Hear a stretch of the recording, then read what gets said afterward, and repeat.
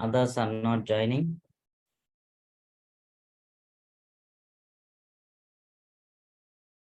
I'm not sure if they checked my email or not.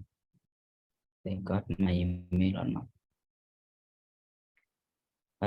Do you have any other ways to communicate with them?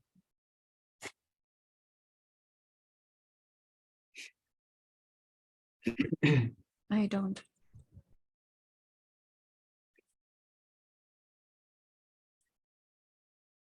Anyway, probably later on I would have to share this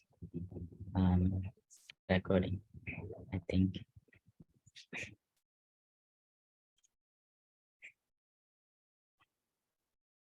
Okay. Let us begin the discussion. First of all, do you have any question with regard to the subject, the course, or any specific topic?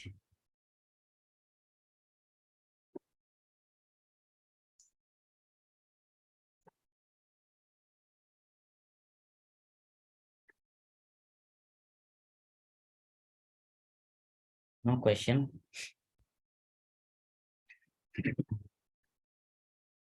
So I have prepared some notes for reviewing. I will be going through them, and then we will have some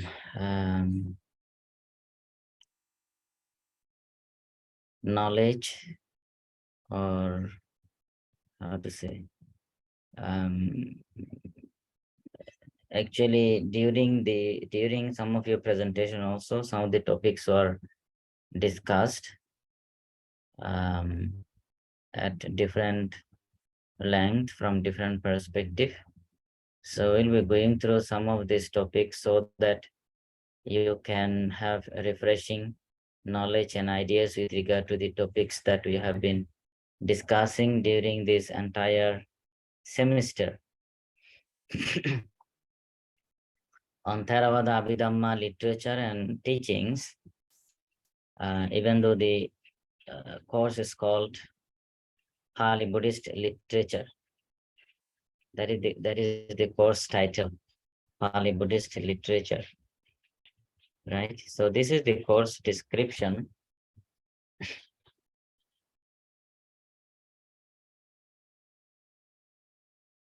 This is the course description that is given along with the course title.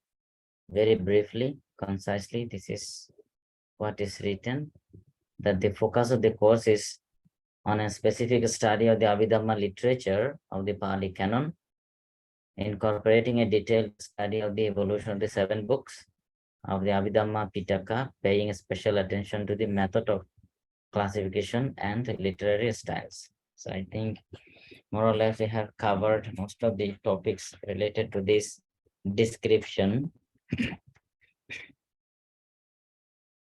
We have spent some times on Pali Buddhist literature in general, what type of literature that is referred to when you say Pali Buddhist literature, and then gradually we focused our attention to Theravada Abhidhamma literature, origin and development of the Abhidhamma thoughts and Abhidhamma text, right?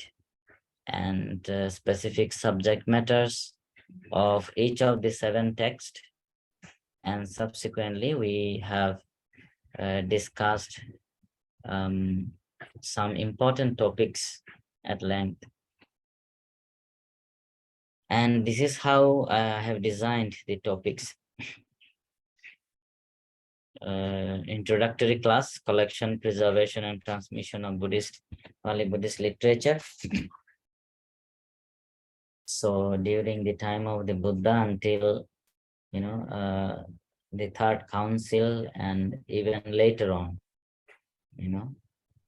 how it all started with the Buddha, and then the classification of the teaching in terms of Dhamma and Vinaya, and then Panchanikaya, later on as Tipitaka, and how all this, the entire body of literature has been preserved, especially the canonical literature, and also commentarial text as well, even though it is said that most of the commentaries have been composed later on, just like Abhidhamma Pitaka, but we have studied that actually many of the teachings in the Abhidhamma Pitaka and also in commentarial text have been preserved and transmitted as well, along with the Nikaya text, probably not in the form that we find it today, but in a more archaic form. Okay. The subject matter is the Pali Buddhist literature, origin and development of Pali Abhidhamma literature. The subject matter is the Pali Abhidhamma literature, discussion of the two truths and twofold methods used in the Pali Abhidhamma literature, Samutyam Paramatta Satcha, and Sangaha Naya and Vibhanga, analysis and synthesis. A detailed introduction to the 7 Pali Abhidhamma text. These are the text. Dhamma Sangani Vibhanga Dhatu Kata, Pugala Payati, Katavatu Yamaka, and Patana. And some important topics from Abhidhamma literature. So when you say Pali Buddhist literature, we came to know that you do not just talk about canonical and commentarial text, but there are other forms of literature. Canonical text refer to the Tipitaka, commentarial, the Atthakatha text composed, on canonical text, root text, explaining the root text. And there are Tika literature. So Tikas are the text that are sub-commentary to the commentary to root text. And then chronicles. Chronicles are Vamsa literature, like Mahavamsa, Dipavamsa, Datavamsa, Dhatuvamsa, and so on. All these texts having this word Vamsa refer to chronicles.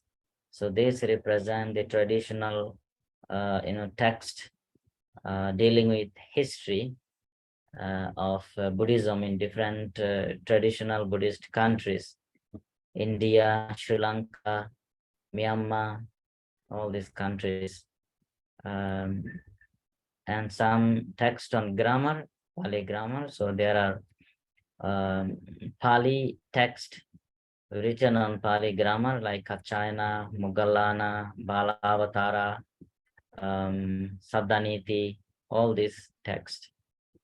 And there are some text composed on poetry, and some handbooks like the one that normally we talk about when studying Abhidhamma, the Abhidhammata Sangaha. And there was some text focused on cosmology, cosmological text.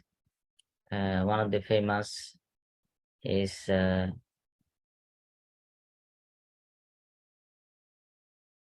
one is Trai Bhumi Katha of Thailand, and other regional text that are produced in different countries, different Buddhist countries subsequently. So these authors of this text, they have composed the text in Pali, but in different script. So those texts composed in Myanmar have been composed in Burmese script. Those texts composed in Thailand, in Cambodia, those are composed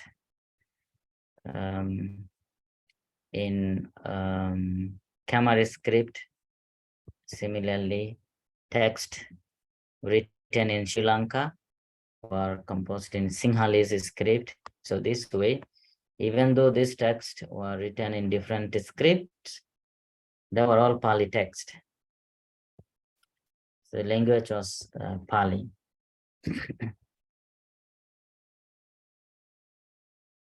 So when we say Pali Buddhist literature, we normally refer to all this text.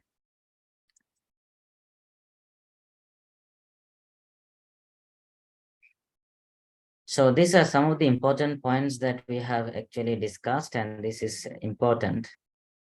We are talking about the transmission and preservation of the teachings of the Buddha, classification of the teachings of the Buddha from the time of the Buddha, when the Buddha said that Dhamma and Vinaya would be the teacher after his passing away.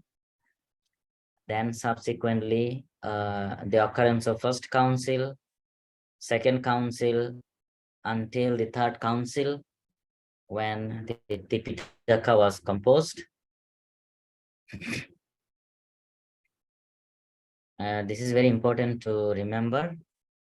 Also the Bhanaka tradition, right? I think we have discussed that a particular group of disciples of a particular monk, the disciples of Sariputta, the disciples of Anuruddha, disciples of Ananda, all these great Theras and their disciples were given specific text to memorize and preserve, including Upali, so this is also a very important topic of discussion that we had.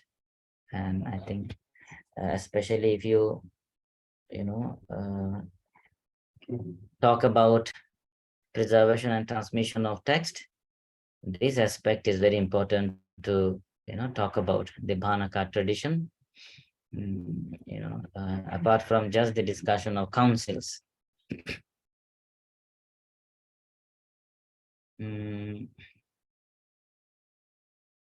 And we have discussed about these few suttas: Samagama Sutta, Pasadika Sutta, and we have pointed out the early attempt made by the disciples of the Buddha to collect important teachings, and we come to know that from these suttas that the important topics of discussion at that time are regarded as 37 factors of enlightenment. You can find this 37 factors of enlightenment even in the Mahaparinibbana Sutta. Mahaparinibbana Sutta, which is said to contain the last message of the Buddha before his final passing away.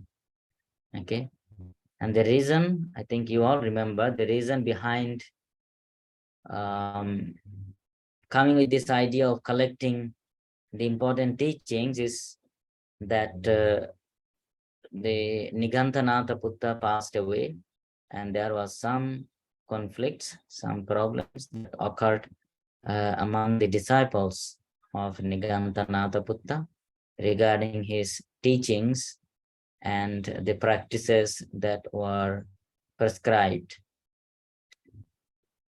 So some monks,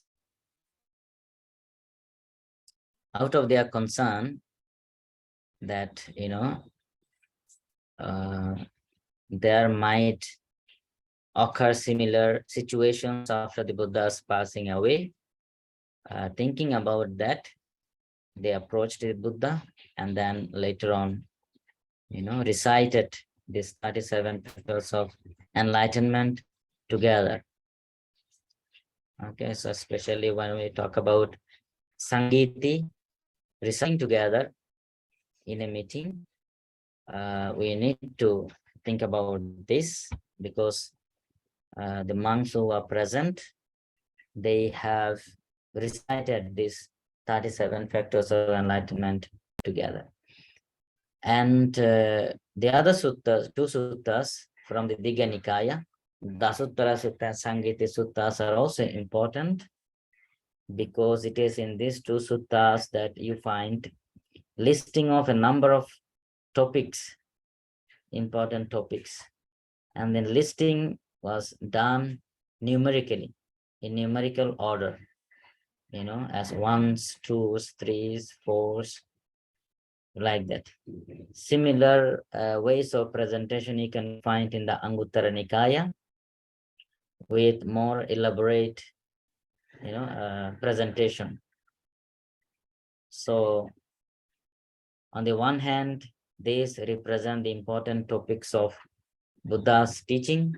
On the other hand, these function as a kind of metrics based on which further elaboration of the teachings are possible, and especially those talking about the origin and development of Abhidhamma Pitaka, among other suttas, for different reasons, they consider the some of the important topics that they, collected for the development of Abhidhamma Pitaka from these few suttas. So these suttas play important role.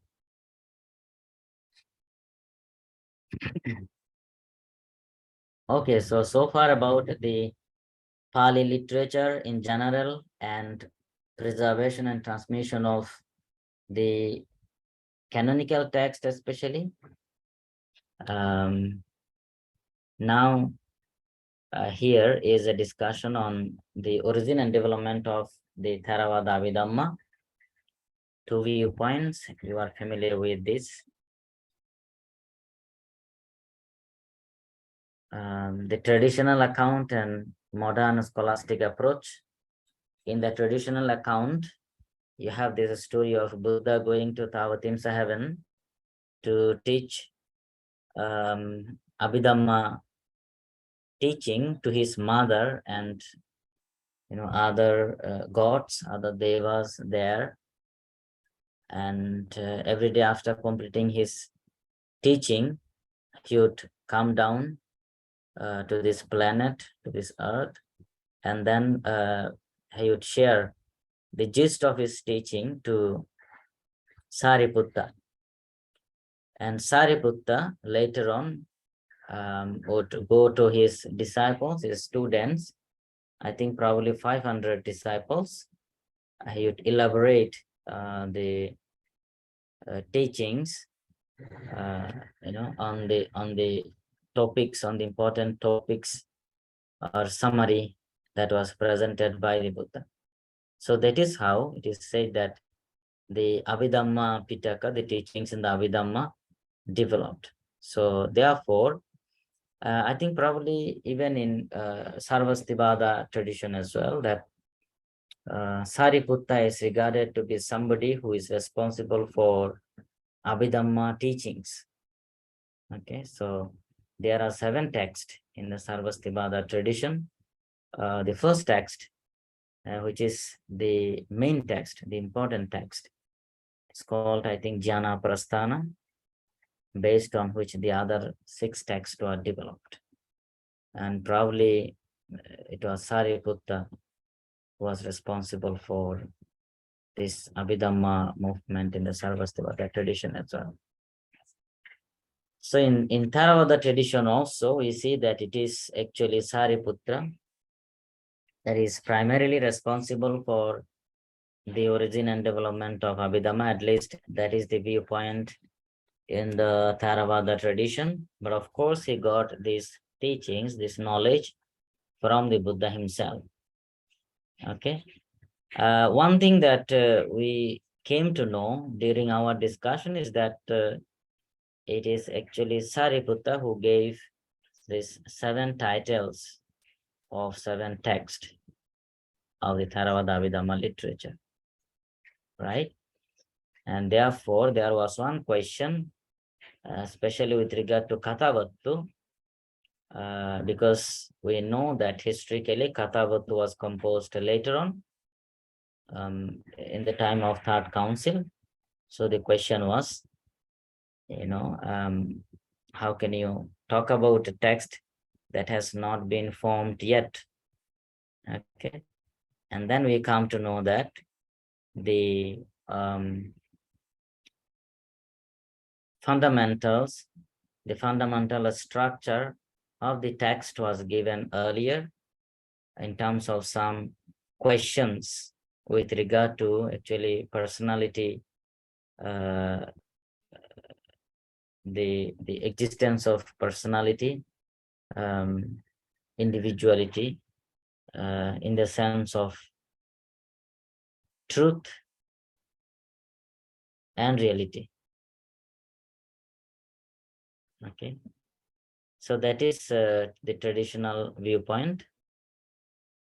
And then the modern scholastic approach is that Matikas are the center for the development of Abhidhamma Pitaka in general. Matikas play an important role. And of course, they also find some connections with some of the suttas. For example, those suttas having the term Vedalla, that has this kind of literature has the characteristic of questioning and answering, which is an important characteristic of Abhidhamma literature. There are questions and there are answers to these questions. Okay, so questions are raised, answers are presented, sometimes with explanations, right? And the suttas having the word vibhanga represent, the style of analysis, which is also very much present in the Abhidhamma literature, right? And in fact, you have a text called Vibhanga, the second text. Okay.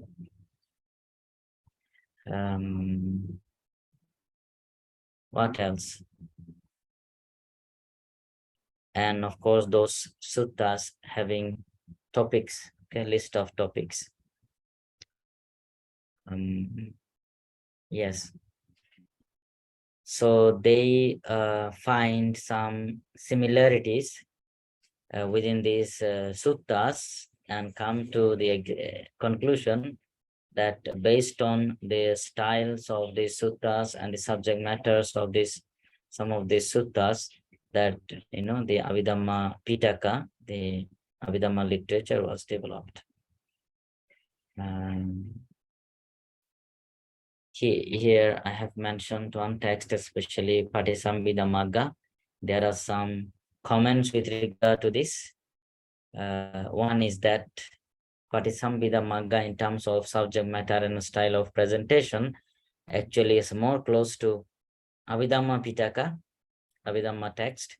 So some people suggest that this should have been, an Abhidhamma text.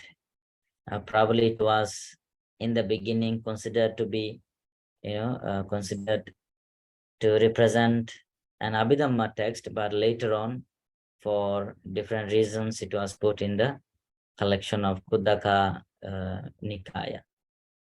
Okay, so this Parisambhida Magga is a text belonging to Kuddaka Nikaya, having the characteristics of Abhidhamma text.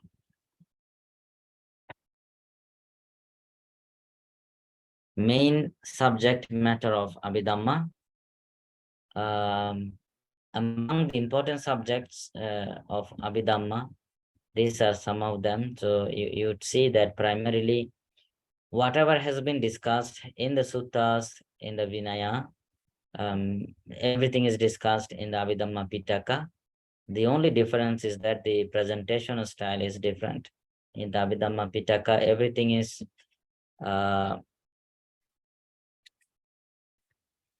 discussed in terms of dharma. Okay, so wherever you have the discussions, you have to particularly look at these discussions from the viewpoint of ultimate truth, Paramatta Satcha. Of course, there you can find Suttanta Bhajaniya, the presentation, according to the suttas, but then you would have Abhidhamma Bhajaniya, the explanation from the perspective of Abhidhamma, and then in terms of questions and answers. So if you talk about the topics specifically, Nama Rupa, broadly speaking, mind and matter, right? So that is the center of discussion, physicality and mentality. If you divide it further, you get 5 khandas, pancha khandas. Rupa, Vedana, Sanya, Sankara, Vijnana. And if you analyze it further, you would find 12 ayatanas consist of 6 faculties and 6 objects corresponding to the 6 faculties. Okay. Chakku, Ghana, Jibba, Chakku, Kanna, Nasika, Jibba, Kaya, and Mana, mind. And then the corresponding objects are form, sound, smell, taste, touch, and thoughts. And corresponding to that, you have 6 vijnanas. And that is how you have 18 dhatus. And apart from this, you have other topics of discussion like Satcha, Magga, Jhana, Satipatthana, Kilesa, Virya, and so on. Now, one thing probably you can notice is that, I have presented them into separate list, etc. means all the rest of the things. What is noticeable here is that in the first listing of topics, it is primarily centered on you, okay, as a being, you as a being, okay. It is the analysis of you and me. So how we function, okay, how our mentality and physicality function. And that is what we see in terms of, chitta, chaitasika, rupa, but in the other list, these represent, how do you say it? Your taking up of different practices, your development, and then the positive, the skillful qualities that you develop, and the negative and unskillful ones that you should remove. Okay.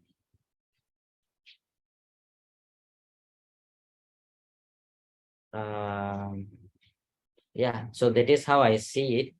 But actually, I think they are intermingled, because they, how do you say? Probably we can say that they coexist. One is not without the other. Yeah. You can think about this in this way also, I think. But if you have some other opinions, you can raise, I think this is really interesting to reflect, to see how as a being you are analyzed, and the qualities that you develop or you get rid of, that define you, and in a way those qualities become part of you, and therefore you are those qualities. Okay, so that is how I see it. Inclusion of Katavattu, we have already talked about it. It was written by Mugaliputta Tissatera.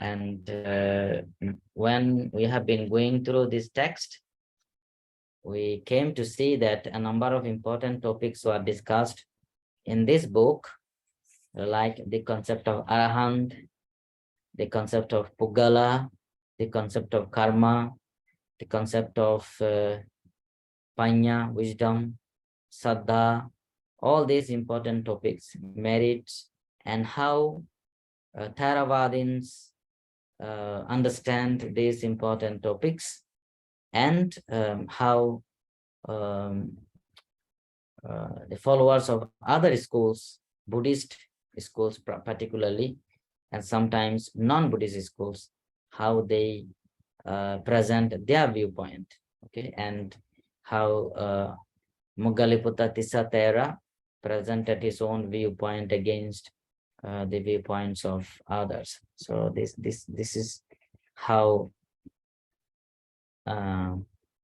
these important topics are discussed and presented in the Kathavaktu.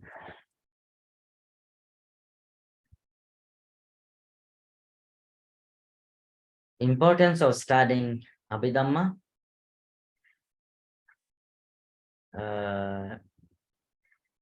This time to time probably I have mentioned in different lectures.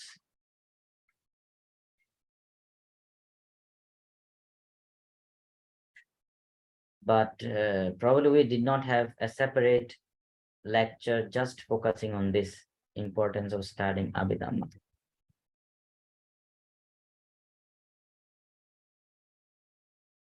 So I think if there is any question regarding this, you should be able to write something, right?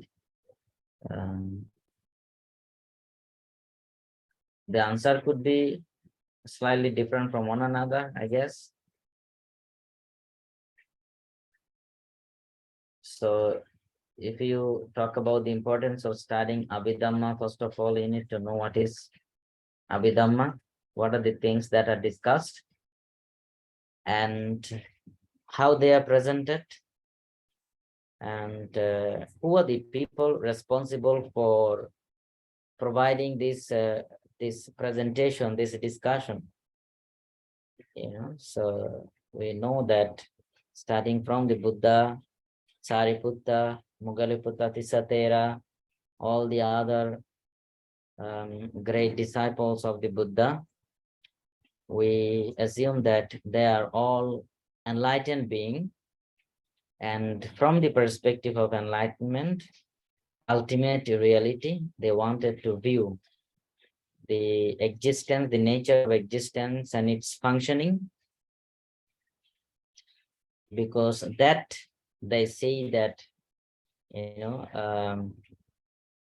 representing the truth, and that should be understood by everyone if they wish to proceed in the path of enlightenment, in the path of spirituality.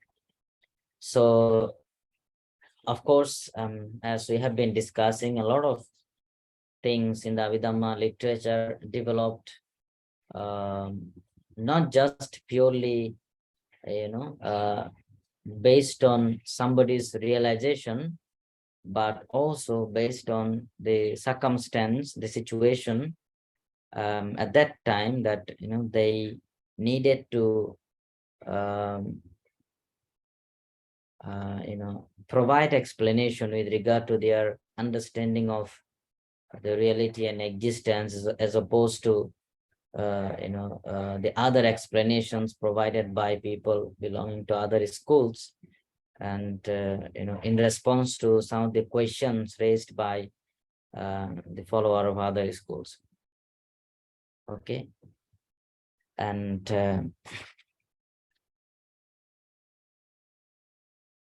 yes, so this text contains teachings that are presented by these enlightened people, and the purpose probably is for us to have an understanding of these teachings, and that would allow us to take up the path probably, or see reality of our existence in a more accurate way. Okay. So this is how you can probably approach to this topic. And if you remember in the beginning of the semester, in first few classes, we have also talked about the depthness of Abhidhamma. It was compared to ocean and different methods, countless methods, approaches that you can find. What others?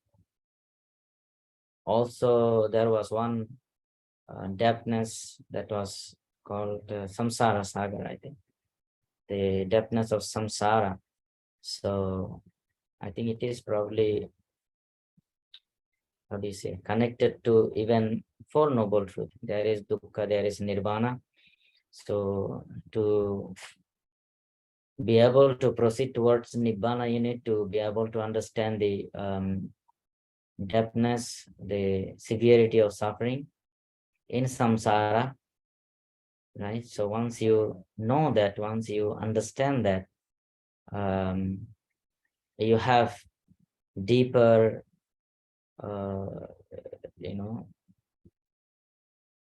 thought, you make resolution to be out of this samsara, because you do not want that.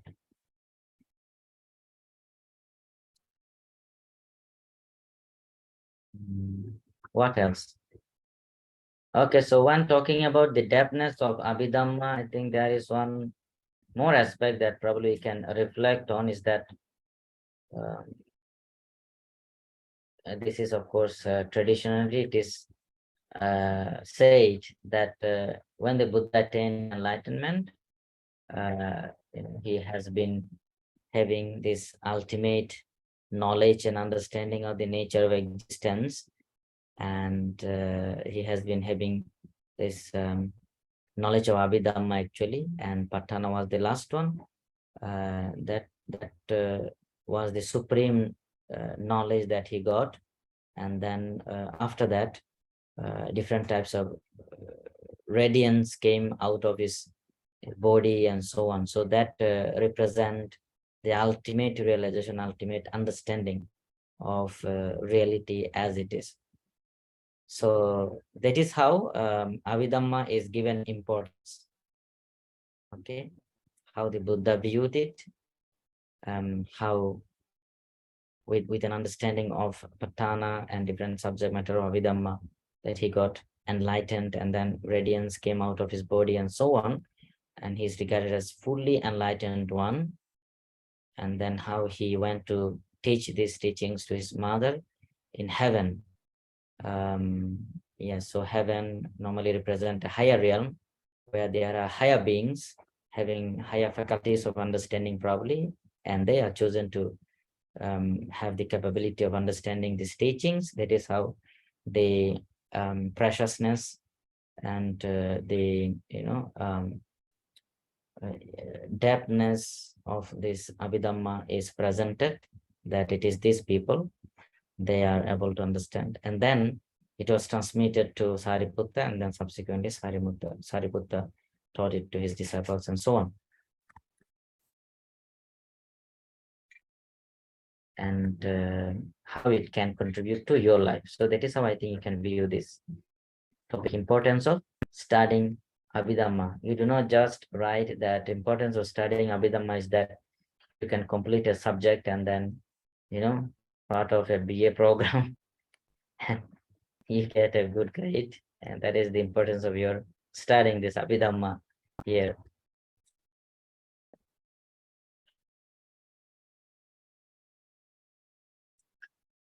The next topic of discussion is particular focus on the Dhamma Sangani and Patthana.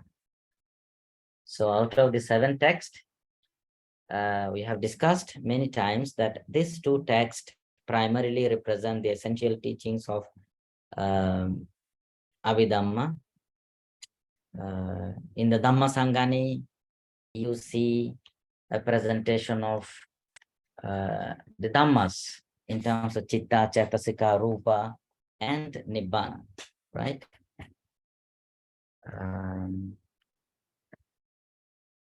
You have a presentation of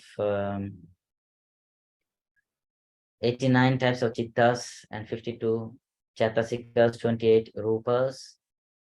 So primarily you see how a being or existent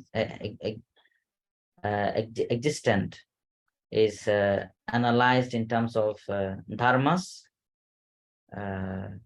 So an analytical approach is followed. Analysis. So what is the purpose of this analysis? Is to show that there is nothing absolute, nothing permanent, nothing independently existing. So that is the main purpose of this text, that you can analyze the nama rupa to the extent that you do not see anything really truly existing all by itself. And in the Patana, you see the method of synthesis, where you see that you solve the question of when you analyze everything, how do they correlate each other, why we see a certain thing in a certain way, why we experience a certain thing in a certain way. In the Patana, the explanation is that you have different causes and conditions functioning together, and it talks about an activity that is going on, and this activity, this momentary activity, is represented by the functioning of multiple causes and conditions. Neither of this has any independent entity, but they are coming together in a certain condition and probably existing for a moment and then ceasing, becoming cause for the arising of subsequent moment and so on. So that synthesis you see in Patana in terms of 24 Pachayas primarily. The role played by an understanding of the concept of Sammuti and Paramata. This concept is important. If you have any question regarding this, you should be able to answer, I guess. One is not higher or lower than the other. This is one of the important points when you talk about Sammuti and Paramata. The problem occurs only, I think it can happen both ways. I mean, Sammuti refers to designation. So when you designate something or somebody, you say that there is a tree, or there is a person, there is a cow. When you refer to something, these designations are important for daily living. They are very useful. But if you identify with these terms that there is a permanently existing entity, that is a mistake. Now, if you analyze this existence or the beings or things in terms of dharmas, you get Paramatta Satcha.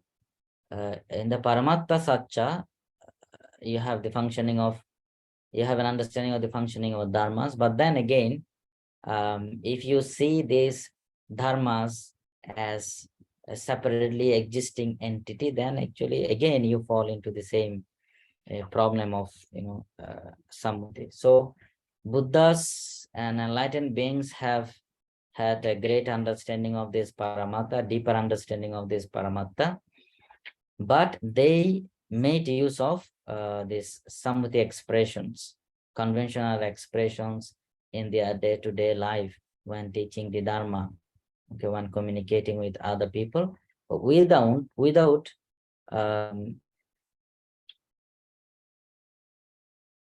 believing or without accepting that there is any independent entity attached to anything or any expression. So no preferential value judgment is to be made that one is higher or one is lower just because one is Sammuti and the other is Paramatta.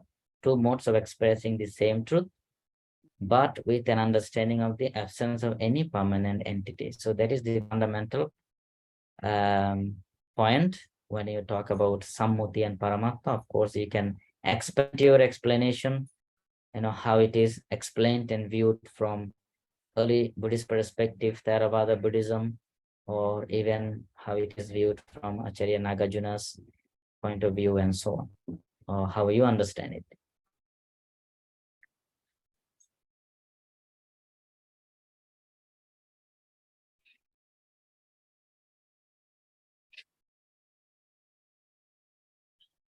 And after that, this briefly we have already discussed the togetherness of 89 chittas and 52 chatasikas. You can see how it is happening in this picture. And this picture represents the functioning of atoms, atomic particles. Okay, so we have had enough discussion on this. I think we should not discuss it too much.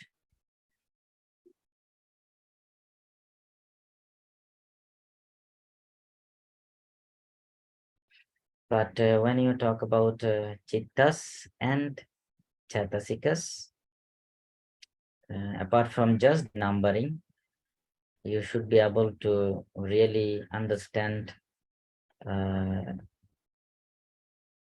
togetherness of the chittas and chatasikas. Is it a particular chatasikas that are called chittas, or is there something specifically called chitta apart from chatasikas? So in the Abhidhamata Sangaha, actually, you can have some explanations with regard to this. Now, you can view it from different perspective. When you talk about a particular chitta, kusala chitta, akusala chitta in a particular moment, it is always accompanied by a number of chatasikas, right?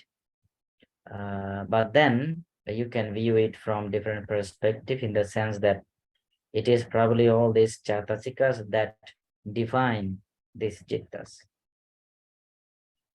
If there are some different chatasikas, the chitta would be identified differently.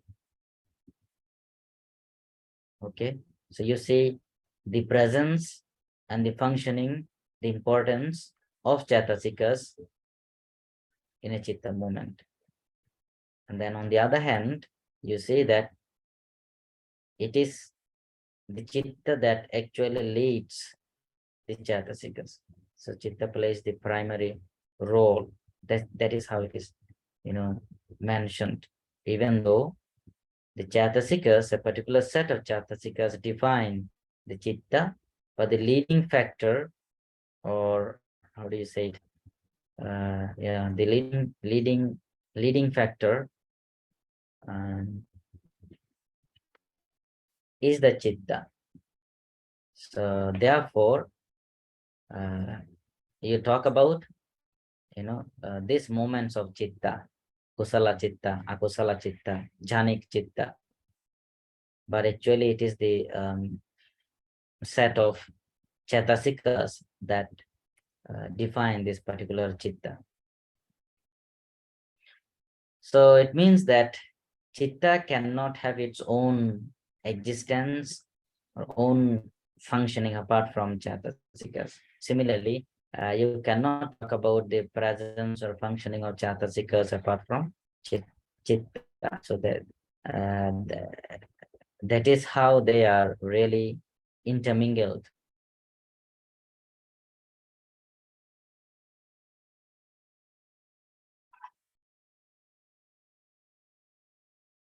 There are four characteristics discussed in the text. One is called arising together. Chitta arises together, Chatasikas and Chitta arise together. They perish together.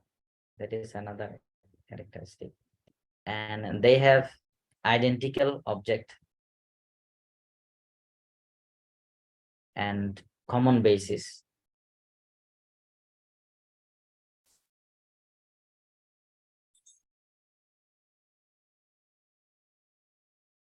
Yes. So this much about Chittas and Chatasikas. And we had some discussions on cognitive process. Cognitive process, bhavanga, active and passive, two modes. In other words, process free, process consciousness and process free consciousness. Okay, but these two do not represent two different layers of consciousness functioning, or how do you say, existing together as a stream, but it is the same stream of consciousness with its different phases, two different phases. And when talking about cognitive process, stream of consciousness, we discussed about momentary consciousness or cognitive moments. And according to the Theravada Abhidhamma tradition, a complete cognitive act consists of 17 sub-moments that is comparable to one moment of rupa.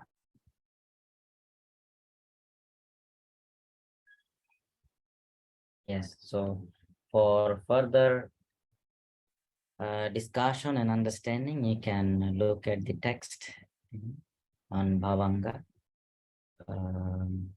You have Panchadwara Avajjana Bhavanga connected with your 5 indriyas, and then you have Manodwara Avajjana Bhavanga. And this process also differs based on the objects that these indriyas encounter. If the object is heavy, light, depending on that, the cognitive process is affected. Yes, so these are some of the important topics that I wanted to talk about. Now, thank you very much for patiently listening to me. And now if you have any question, probably you can ask to one another.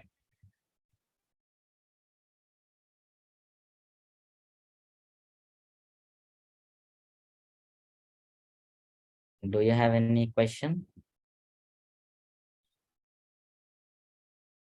At this moment, I think you are not having any other classes, right?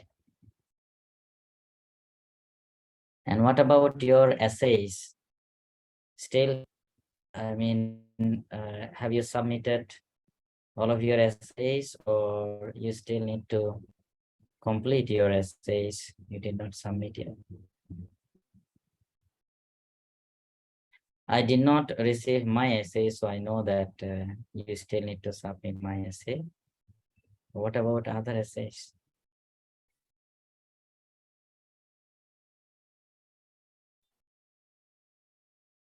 You do not have to be too academic to write my essays.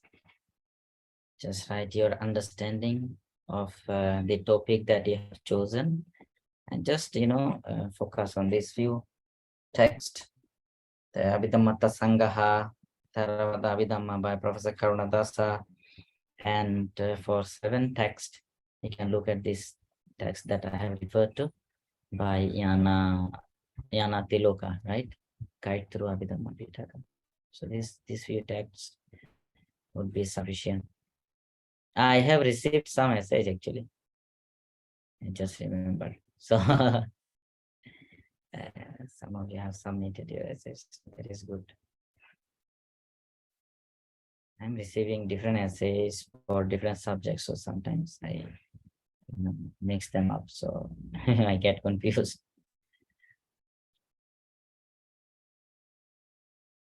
Yes.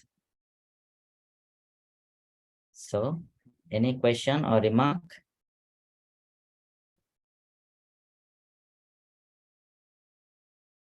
So, I think more than their studies and writing essays, maintaining health is also very important.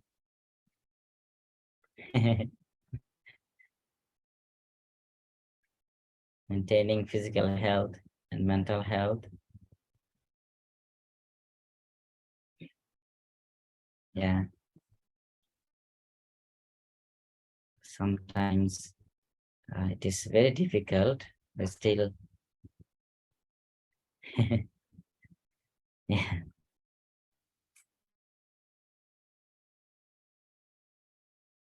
Mm. So I hope that you will have sufficient time to complete your essays. Don't worry too much. Just write your essay and complete it according to the requirement. I mean, nobody is going to write any perfect, so-called perfect essay. You write it now, anyone for that matter, even me. And after sometimes when you look at your essay, you'd see that probably you could say something a bit differently. So it is never perfect. So you do not have to worry about it too much, but also you cannot be too reluctant. That is also not good. I mean, you just try your best and see what you can do at this moment in time, and you do better later on. That is how you progress. Because if you do it perfect now, then you are a perfect being. You do not have to make any effort to do anything at all, right?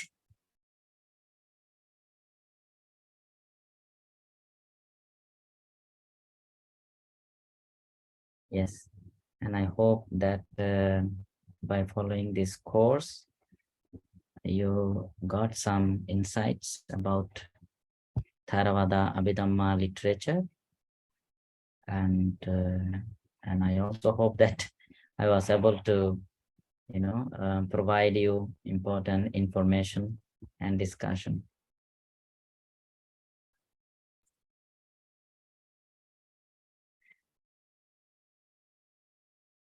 Wow, after studying Abhidhamma, people become so serious. Why is like that?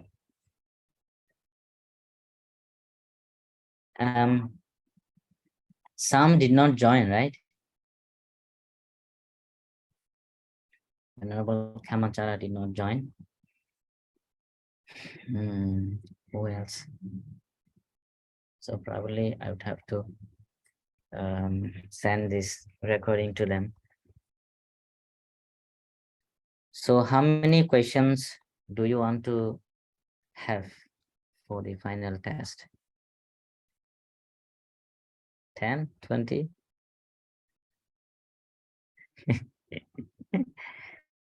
Just 8? Normally,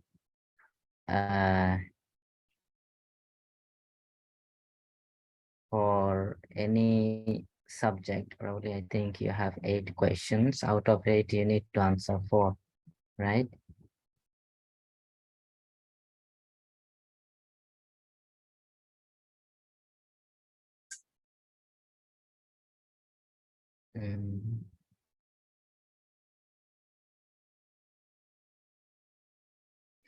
Yes. So you may have questions on the early effort of collecting text. That could be one of the topic. I think it is very important to note, because normally we talk about just the councils and Tipitaka and so on, right? Uh, Actually, I think not just these few suttas. I mean, if you read some other suttas and some other text, you'd see that what are the other efforts made by the followers of the Buddha during the time of the Buddha himself. There must be some other, incidents that took place, right? And when you talk about commentarial text or commentarial tradition, what does it mean by commentary? You comment on the teachings of the Buddha, right? And you see that during the time of the Buddha, um, when the Buddha was giving a particular teaching, there are some disciples, the senior disciples, they are expanding on the teachings of the Buddha. So that itself, is qualified to be called as commentary, commenting on the teachings of the Buddha. And you'd find in many suttas that when a certain disciples give teachings to other junior disciples or lay people, and when these people, after hearing these teachings from these monks, they approach the Buddha, they say that, Venerable Sariputta explained this teaching to me in this way, right? Ananda taught me in this way. And the Buddha says that if I were teaching giving the teaching, I would be saying exactly the same way. So he's approving, right? So those teachings, even though they are collected as canonical teaching, they represent in a way commentarial teaching, right? So those can be regarded as, how do you say, probably not as a full-fledged commentarial teaching that you find now, that this phrase should be understood in this way, or this word has these several meanings, but you see this, as I said, in the traditional Buddhist countries. I think probably in Myanmar you still have it, in Thailand or in Sri Lanka, I don't know, probably in some of the Mahayana countries as well, that those senior monks, when they teach their students, the novice monks and so on, they don't just read a sutta, or they don't provide you some kind of academic explanation and so on. Sometimes they have studied so much, they have practiced so much, they remember all these stories and everything. So when they are talking about Four Noble Truth, Noble Eightfold Path, Satipatthana, they would provide you a lot of stories from the probably commentarial text. I don't know how they remember all this, and they would tell you exactly this is how you should, understand the meaning of this expression, that expression. Sometimes probably just from their daily life experiences, they would give you examples, just to make sure that you get the proper meaning of these teachings. That is commentary, right? So that is how commentary literature developed. And you feel like the teachings become more lively, not dry, yeah, only talking about or thinking about how many chittas, how many chatasikas, how many rupas, right? So it becomes more lively, that how different followers are facing difficulties, how they are overcoming them, right? And how they are falling back and trying to, move forward again. Because ultimately we are all human beings. So it doesn't matter somebody is born 2,500 years or 3,000 years ago, and somebody is born now, right?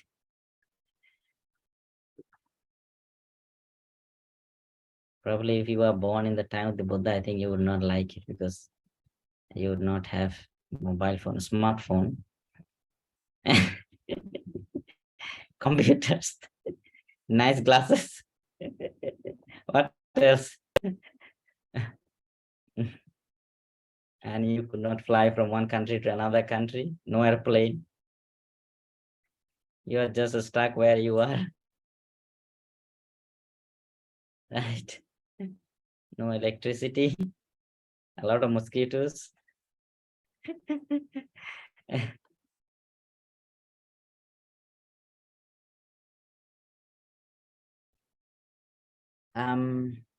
Okay, so I don't have anything more to discuss.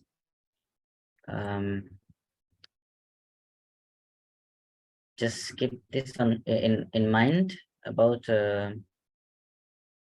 early effort of collecting teaching, Bhanaka tradition, some of these key terms you remember, and then of course origin and development of Abhidhamma literature. There's a very important topic, different approaches, not just this traditional and history, the scholastic approach, but you may have your own viewpoint. You can share it also within the limit of words. And what do you mean by Abhidhamma literature? Probably 7 texts. And then is there anything more or less apart from this 7 texts? And as I was saying, one of the important topic would be the importance of studying Abhidhamma, not just for the purpose of examination, for your own daily life reflection. What is the purpose of learning? Not just Abhidhamma, I mean, any subject, even the suttas or whatever. What is the purpose? So in the scholastic expression, normally they say that what is the takeaway? What do you get finally? What do you remember? What do you keep in mind? How does it influence you? Right? And of course, this 2 texts, Dhammasangani and Patthana, and their importance because they represent the gist of the teaching of the Dhamma, and also 2 different approaches very clearly expressed in these 2 texts. Okay, so that is why also they are important. Sammuti and Paramatta, of course, and the functioning of Chittas and Chatasikas. Okay, and cognitive process. So I already told you many topics. You can focus on some of the specific topics. You are going to have 23 hours 59 minutes. Okay, because you need to send your answer script at least at the last minute of 24 hours, not later than that. Then it will not be accepted. Okay.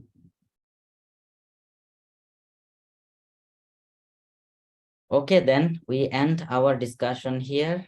Thank you very much again for joining this extra, review session. I wish you all the best for now. And thank you for this reviewing for your time. Thank you. Problem. Bye-bye.